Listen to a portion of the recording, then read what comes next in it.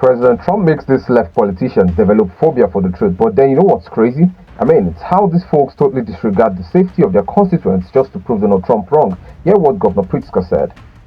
There is not an emergency in the city of Chicago. There is nothing that calls for having troops on the streets of the city of Chicago. We have crime like other cities do. But let's be clear, we are actually in better shape than the 30 biggest cities across the United States.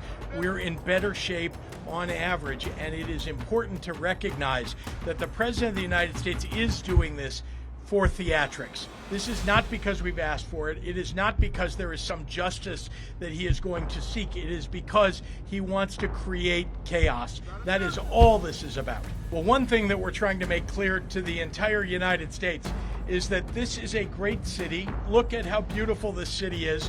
This city is moving in the right direction on crime. That we have been, in fact, over the last 4 years, we have seen homicides drop in half. And that is something that the President of the United States should pay attention to. I know he doesn't read. I know he doesn't listen to very many people, but I know he watches television. And so perhaps if somebody from Fox News or from Newsmax is here, they'll cover the fact that Chicago is in much better shape as a result of the work that we are doing to prevent crime, to interrupt crime.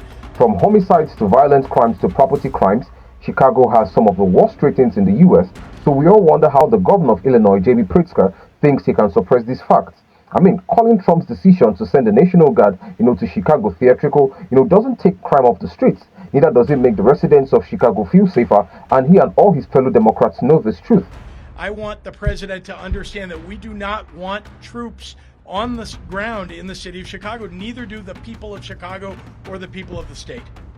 Well, Pritzker, it's not up to you. These folks seem to forget that, the president has executive powers, and of course he's going to swing into action here if he ever needs to. As for speaking the mind of the people, real Chicagoans feel otherwise. Check this out.